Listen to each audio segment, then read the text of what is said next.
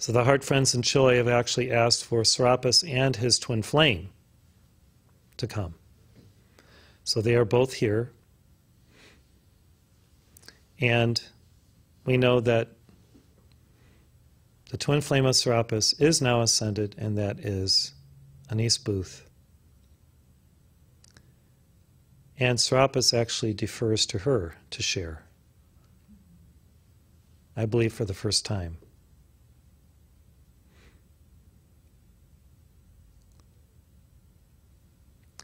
The ascension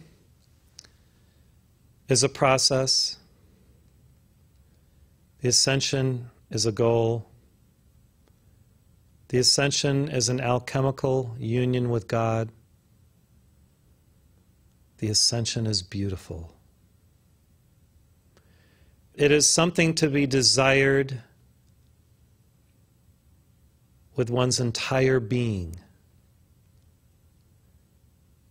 because it is union with God. And when we are in love with God, and we are in harmony with God, and we are in communion and communication with God, the ultimate result is union. And that is the ascension. When we have given our all, God gives his, her all to us. When we have sacrificed all,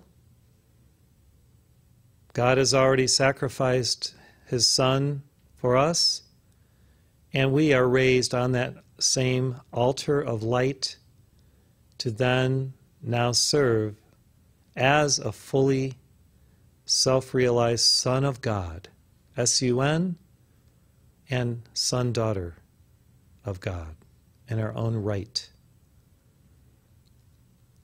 The ascension is the supernal experience of bliss, where heaven meets earth within the individual, and earth ascends to meet heaven in that heart, in that experience, in that state of beingness. When you strive for your ascension, you put God first in your life. You put first things first. And who is the first? Alpha. Who is the last? Omega.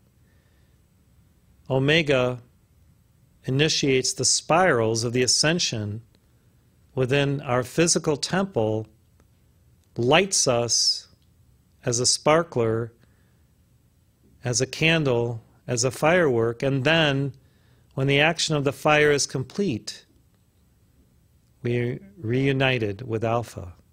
The Omega within us, the soul within us, ascends and is reunited with the Alpha within us, which is our spirit, our I Am God presence.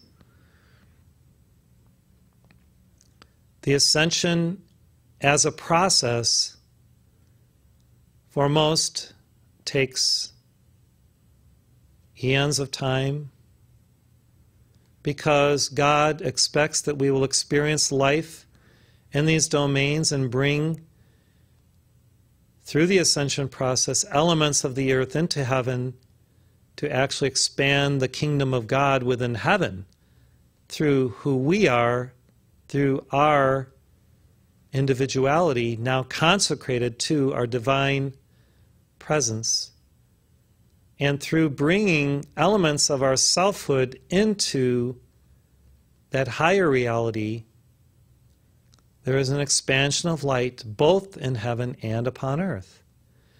The ascension leaves an indelible mark, an etching of light upon and within Akasha on our planet. And whenever and wherever one ascends, there's a great blessing to life, to one's progeny, to one's community, one's nation, and the entire earth itself. The experience of the ascension is the experience of a lifetime and many lifetimes. It is the ultimate experience. It is the crowning glory of our graduation. It is our coronation as a divine one, and very often there is actually, in the ascension process, a tiara or a crown placed upon the head of the victorious one, symbolizing that victorious state of completion, of winning, of earning by grace this newly experienced state of perfection in God.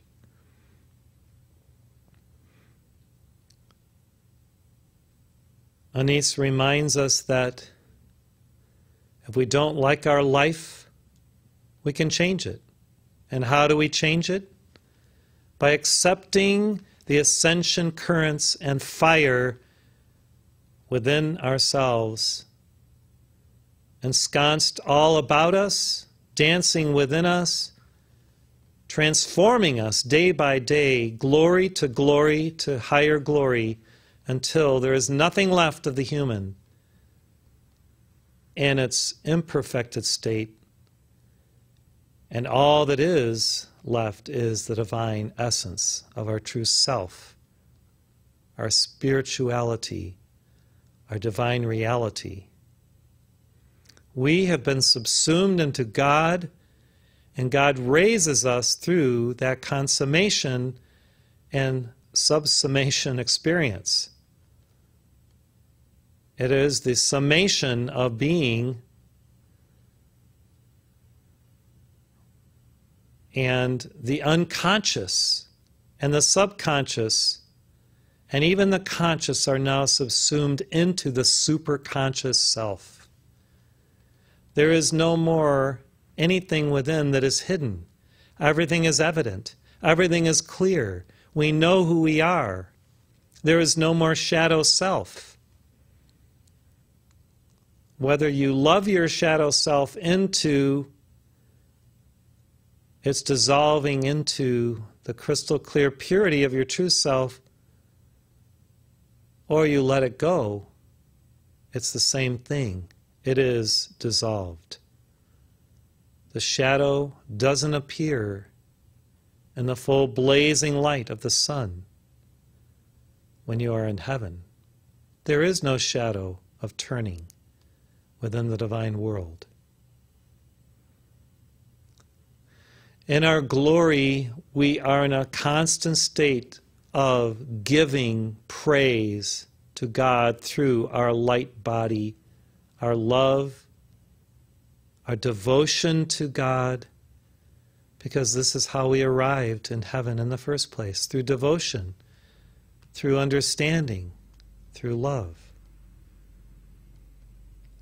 And so every day in heaven is like 1,000 or even 1,000,000 years upon earth, in the sense that it is all glorious, it is new, it is refreshing, it is reinvigorating in light, crystalline diamond, pure white light.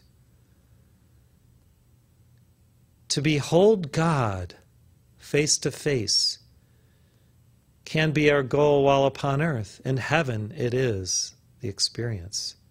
We behold God in God's infinitude everywhere in heaven, in the ascended state. Yes, there are levels and gradations of light in the etheric, yet as an ascended being, we are fulfilled in that light. We are glorified in that light. We are that light. Anais says that meditating upon light is a key. It was a key for her, and it can be a key for us.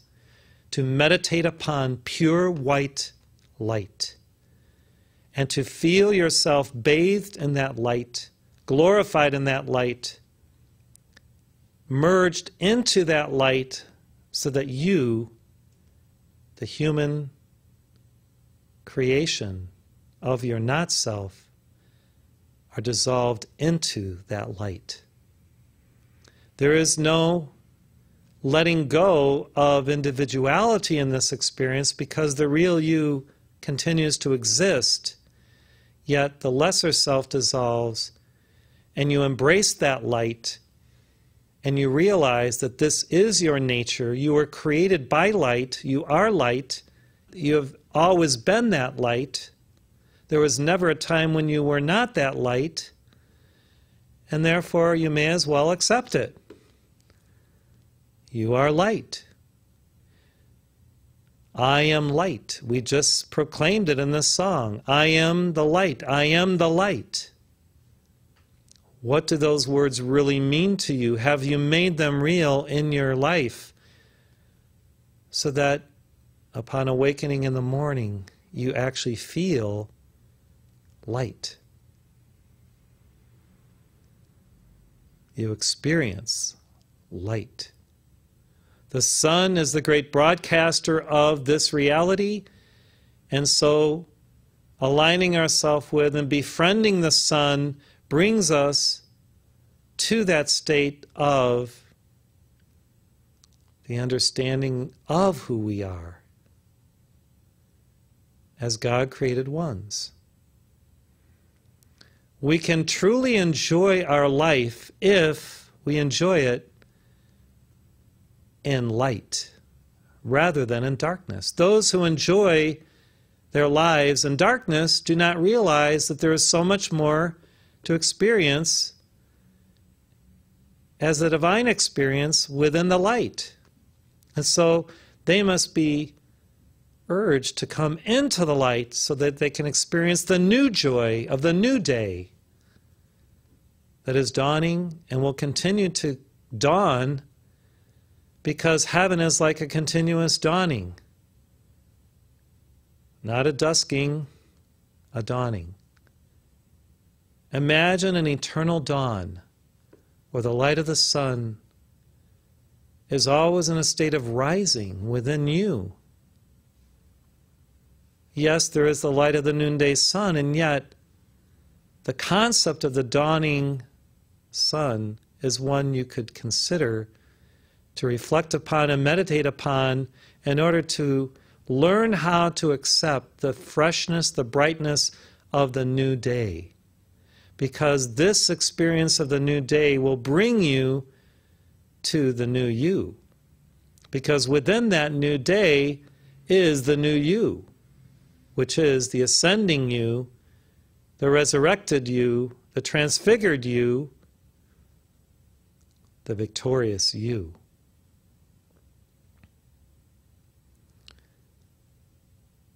You can go to Serapis Retreat if you call to go there at night. There are classes. We've learned in the past there are 2-week classes, and you can go to the various retreats of the Chohans of the Rays, and Anis is reminding us of this. And the process is not stopped for those who are privy to it, aware of it, and who make the call. And the Chohans have progressively accelerated classes and higher teachings when we make those calls and go to these retreats. And Serapis, for one, wonders why more aren't showing up for his classes. So Anis reminds us that we can go to these classes and you will always receive something of beauty, of value, to enrich your lives, to illumine your spirit, to engender deep within you greater internal fire to pass your tests and initiations and to make it. Now, Anis says that studying is imperative to pass tests. It's not so different in heaven as it is on earth, and even the Ascended Masters study. There are great libraries of the Spirit in the etheric planes. What do they study? They study the past, they study the ancient teachings, the current teachings released by many masters in their classes throughout the world and beyond this planet, and they try to incorporate these higher evolved teachings into their experience to use it in how they direct light rays into the earth to assist those yet incarnating here.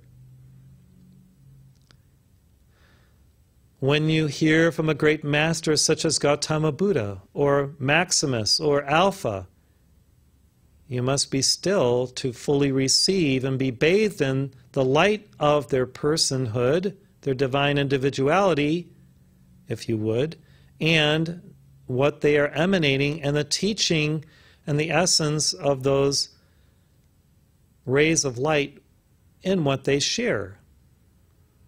Of course, they conduct it telepathically, and they do not have to speak as we speak. Yet there is still a type of oration or delivery where everyone receives that message simultaneously in perfect harmony with no interference to the communique.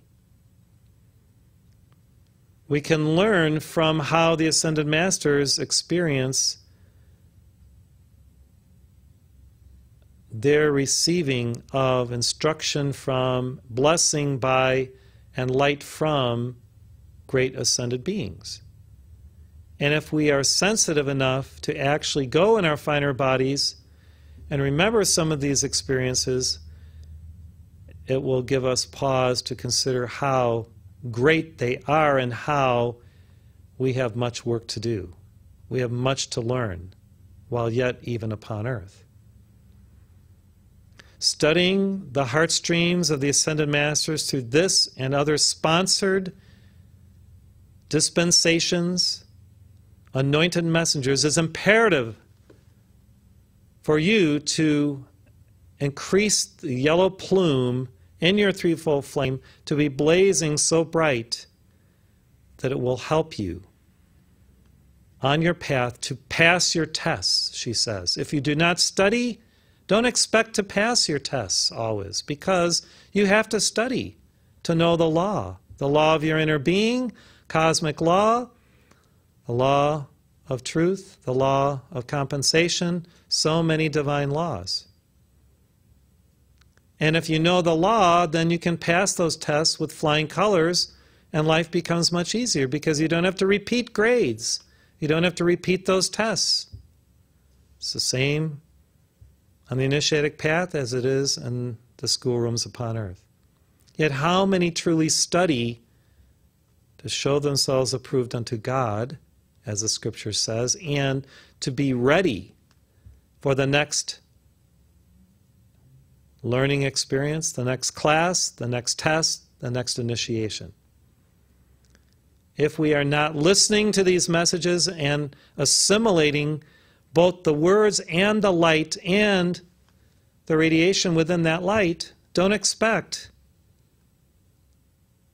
to fly a lot higher. You have to study, assess, assimilate, consider, meditate upon, reflect upon the Word, for the Word to be fully ensconced within you and to become that Christ and Christic light fully blazing within you.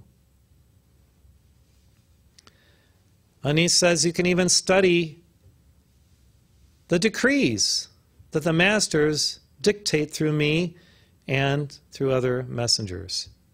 Because within these decrees are engrams of light, foci of consciousness, higher consciousness, and essences of your godhood, one with the I am of the Master who sponsored that decree and who dictated it through the messenger for your assimilation. There is a part of you within these decrees that is in the process of being self-realized. And every time you say these decrees, it is an opportunity for a greater level of self-realization through these words, which are engrams of light. They are not just words on a page that you utter in order to do something or have some experience in the world.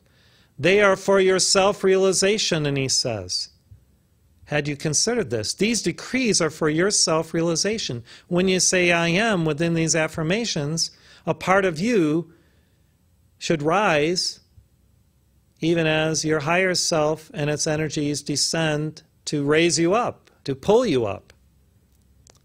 And so consider these decrees as opportunities for a greater level of self-realization. And when you repeat them with fervor, with fire, with dignity, then the accelerating process of the ascension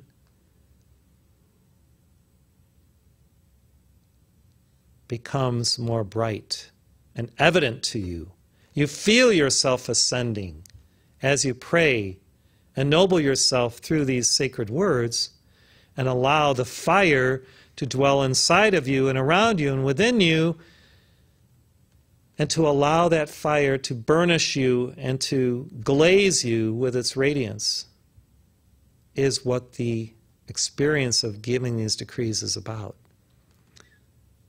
Anais reminds us that Mark Prophet could give a decree once, and he was the decree. He was in that fire, in those words, in that sacred moment of uttering them, because he merged with the Word, within the words. And you can too, yet you have to have a shift in awareness to believe and have faith that this experience is real and can be yours. When you shift into this self-realized state of beingness within the words of the decrees, they will have much more power to transform both you and the universe and have the positive effects that you desire. Yet if you're hoping only and you have this little bit of faith that these are becoming real, then they're not going to have the powerful effects that they could if you truly know them as realities, as living realities. Every song, every decree, every affirmation, every call, every fiat is an opportunity for self-elevation, self-realization, self-actualization, enlightenment. Anais says, what is enlightenment? It is the energization of light within the firmament of you to match the heaven world. Enlightenment, the energization of light to match the energy of spirit right in the firmament where you are. You have to draw heaven to you. You have to draw the light to you. You are enlightened in stages and steps, which is part of the process of the ascension. And enlightenment is part of the ascension process, and yet one can be enlightened and not fully ascended. You have to maintain that light. Enlightenment can be for a moment, yet enlightenment must be sustained, reinitiated every day. It's like an awakening. You can awaken to something, yet will you maintain that wakeful state as a Buddha? The Buddha is the fully awakened, self-realized one who is fully awake all the time, never asleep, always bathed in that light. We awaken and then go back to sleep sometimes. So it's time to realize that, spiritually speaking, we can maintain that wakefulness and that enlightened state, and through connecting the dots of this wakefulness and enlightened state day after day after day, year after year, the ascension is the most natural and wonderful experience because we have prepared for it by maintaining that wakefulness, that enlightened state of being. How do we fall asleep? Lack of conscious awareness and keeping our attention elsewhere than our presence. For those who are determined to ascend, the greatest key, she says, is to maintain your focus on your presence throughout your day. Maintain your focus on your presence. If you are in that state of continuous communion and communication with your presence will help you to remain free in the light, clear in your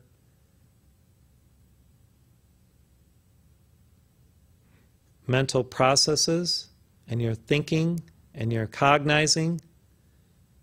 And then it is only a matter of continuous focus and time before the natural result of that continuous focus on your presence manifests as your ascension. Those who love God with their entire heart, mind, strength, and soul are destined to ascend because they practice the presence. They practice the law.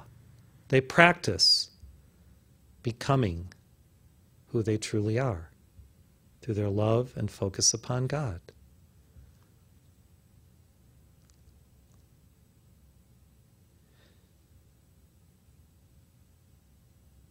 You must put in the effort daily to expect to ascend. And don't expect to ascend if you are lax in your spirited life and your daily disciplines. You and only you know whether you are making progress. God knows, of course. Others may think you're doing great. You know whether you are actually making progress based on whether you're feeling the light, whether you're experiencing the light, whether you are in that light. And if you can't feel it or experience it, then there's something amiss and you have to go back to basics. Maybe start at grade 1 again and discipline yourself anew so that you can feel what it is to be an ascending one, an ascended master in the making. Jesus began at the first step with the Hierophant at Luxor. Even though he had greater attainment than virtually everyone there. Why? Through humility, he desired to start again at the basics, to prove that he had mastered who he was and was truly the Son of God. And so some of us at times have to humble ourselves, even in the face of those who challenge us or demean us or whatever, so that we don't get too arrogant and think that we are holier than thou, or fall off the path through pride. Pride goeth before the fall, Anais reminds us. Let there be no pride within this community. Yes, we are proud of the accomplishments of our friends and co-workers and those who strive. That's the type of righteous pride that is acceptable. It's honoring the work and the service. The pride we're talking about here is arrogance, the perversion on the 3 o'clock line. Let not this community be stymied by pride, she says. We have to be humble. And the humility is, as we know, the greatest virtue to embrace and to master before one's ascension. The final test will come before your ascension of humility to see if you truly are ready for the initiation. Everyone will be humbled at some point before the ascension. And they must not be arrogant. They must embrace the initiation of humility. Just as Jesus was stripped of his garments, that was his test. Being stripped of the garments, the ultimate test of humility. Are you willing to allow it and to show forth who you truly are before you embrace your godhood and your divine individuality as an ascended one? These are the words of our blessed Ascended Lady Master Anais Booth, Lady Dorcas, twin flame of Serapis, as he has encouraged her to share it with us today. God bless you, Chelas and disciples in Chile.